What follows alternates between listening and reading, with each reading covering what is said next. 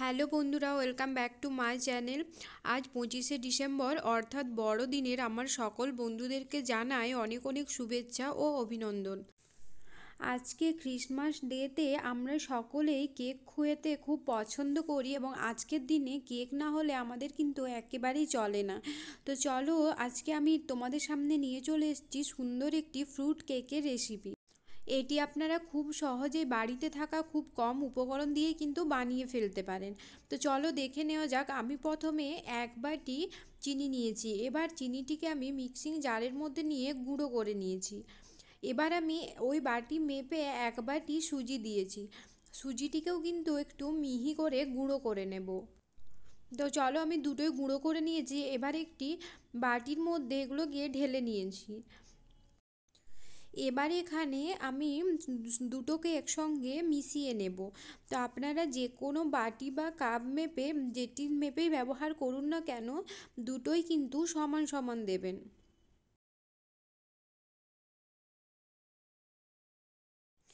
এবার আমি ওই বাটিতেই 1/2 বাটি ময়দা নিয়ে নিয়েছি, মানে যতটা আমার সুজি লাগবে তার থেকে অর্ধেক আমি এখানে ময়দা নেব। এবার সেম বাটি মেপে ময়দা সমান সমান কিন্তু তেল নিয়ে নিতে হবে। চলো, এবার তেলটি আমি সব মিশ্রণের মধ্যে ঢেলে দিচ্ছি, ঢেলে করে ভালোভাবে মাখিয়ে নেব।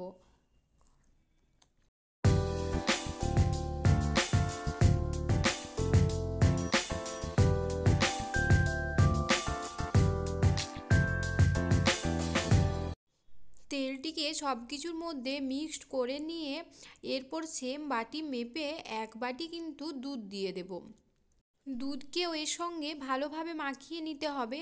আর হ্যাঁ, দুধটা কিন্তু নর্মাল টেম্পারেচারে নিতে হবে। আগের থেকে জাল করে রাখা ঠান্ডা দুধ, এটি কিন্তু গরম বা ফ্রিজের রাখা ঠান্ডা কোনোটিই ব্যবহার করা যাবে না।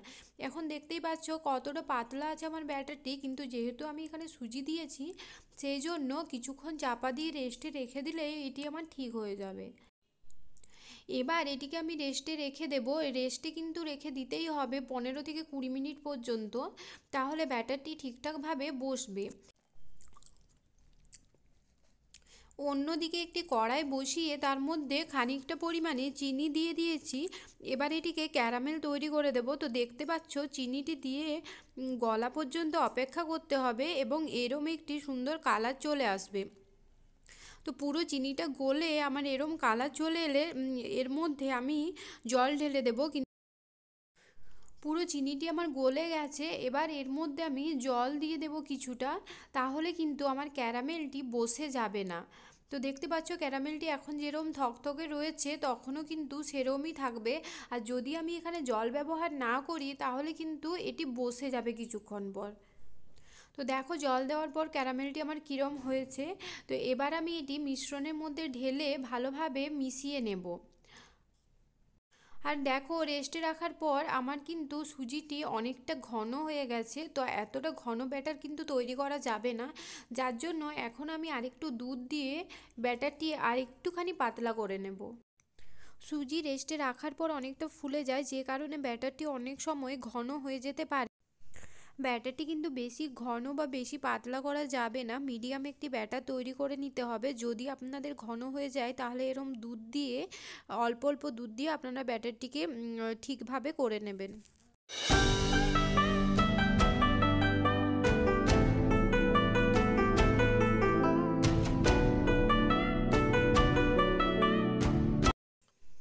ব্যাটারটি আমার রেডি হয়ে গেছে। এবার আমি এখানে কিছু ড্রাই ফ্রুটস কেটে রেখেছিলাম, যেরকম কাজু, কিশমিশ এবং আমন্ড। তো এইগুলি আমি এর মধ্যে 1 চামচ ময়দা মিশিয়ে দেব। ময়দা ভালো করে মাখিয়ে এটিকে আমি ব্যাটারটির মধ্যে ঢেলে দেব। এখানে কিন্তু ময়দা মাখানোর কারণ হচ্ছে তাহলে ড্রাই ফ্রুটসগুলো কেকের চারিদিকে ছড়িয়ে ছিটিয়ে থাকবে। না হলে কিন্তু আমি যদি এটা এমনি ঢেলে দিই তাহলে কিন্তু এটি নিচে বসে যাবে, সব ড্রাই ফ্রুটস এক হয়ে নিচে লেগে যাবে। এবার দেখো আমি যেভাবে এটিকে কিন্তু মাখিয়ে রেখে দেব ব্যাটারটির মধ্যে, সেইভাবেই কিন্তু চারিদিকে ছড়িয়ে থেকে যাবে। সেই জন্য এখানে 1 চামচ ময়দা মাখিয়ে নিতে হবে। আপনারা কিন্তু এখানে আটাও মাখিয়ে নিতে পারেন। তো ব্যাস, এবার আমার ব্যাটার রেডি হয়ে গেছে। এবার একদিকে আমি কড়াইতে লবণ দিয়ে গরম করে নেব ঢাকা দিয়ে। এখানে লবণের পরিবর্তে আপনার বালিও ব্যবহার করতে পারেন। আর এদিকে দেখো আমি একটি কাগজ কেটে নিয়েছি। এবার এই কাগজটিতে কেকের পাত্রে ভালো করে বসিয়ে দেব এবং তেল ব্রাশ করে নেব। আর এদিকে আমি এখানে চামচে 1 চামচ মেপে বেকিং পাউডার এবং 1 চিমটে বেকিং সোডা দিয়েছি। বেকিং সোডাটা অল্প পরিমাণে দিলেই চলবে। তো এবার এই দুটোকে আমি ভালোভাবে মাখিয়ে নিচ্ছি। কেক ওভেনে বসানোর আগেই কিন্তু এগুলো দিতে হবে, একদম আগে দিয়ে রাখলে চলবে না। বেশিক্ষণ আগে কিন্তু বেকিং পাউডার বা বেকিং সোডা দিয়ে রাখা যাবে না। আর হ্যাঁ, এখানে কিন্তু বেকিং পাউডার বা বেকিং সোডার বদলে আপনারা ইনোর প্যাকেটও নিতে পারেন। তো সব ব্যাটারটা আমি এখানে ঢেলে দিয়েছি। এবার একটু ভালো করে ঝাঁকিয়ে নেব, তাহলে কি হবে, নিচের থেকে সব বাবলসগুলো উঠে আসবে। লবণকে হাই ফ্লেমে গরম করে নিয়ে এবার তার মধ্যে আমি একটি স্ট্যান্ড বসিয়ে দিয়েছি। আপনারা যে কোনো স্ট্যান্ড বা ঢাকনা উল্টো করে নিতে পারেন। এবার এর উপর আমি কেকের পাত্রটি বসিয়ে দেব। বসিয়ে কিন্তু একটা ভালো ঢাকা দিয়ে দিতে হবে, যেটি কিন্তু ভালোভাবে সেট হবে।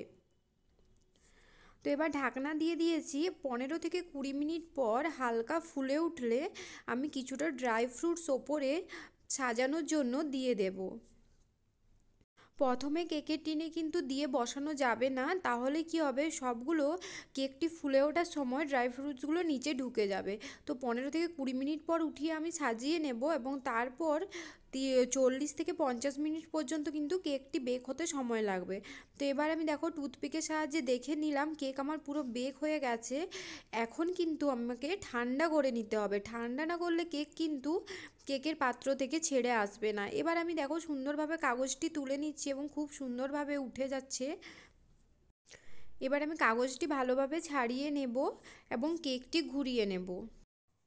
আপনাদের বাড়িতে যে ধরনের ড্রাই ফ্রুটস থাকবে আপনারা কিন্তু সেগুলি সবই দিয়ে দিতে পারেন। আমার কাছে যেমন কাজু, কিশমিশ এবং আমন্ড ছিল, আমি এগুলো দিয়ে এটিকে সাজিয়ে নিয়েছি। এবার দেখতেই পাচ্ছ কত সুন্দর একটি কেক তৈরি হয়েছে এবং কতটা ফুলেছে, আর কেকটি কতটা স্পঞ্জি হয়েছে সেটিও আমি তোমাদেরকে কেটে দেখাবো। তো তার আগে জানিয়ে দিই, রেসিপিটি ভালো লেগে থাকলে অবশ্যই লাইক, কমেন্ট ও শেয়ার করুন। আজকের রেসিপিটি কেমন লাগলো অবশ্যই আপনারা কমেন্টের মাধ্যমে জানাবেন এবং আপনারা শুধুমাত্র 10 টাকার সুজি ব্যবহার করেই কিন্তু এত সুন্দর একটি কেক বাড়িতেই বানিয়ে নিতে পারেন।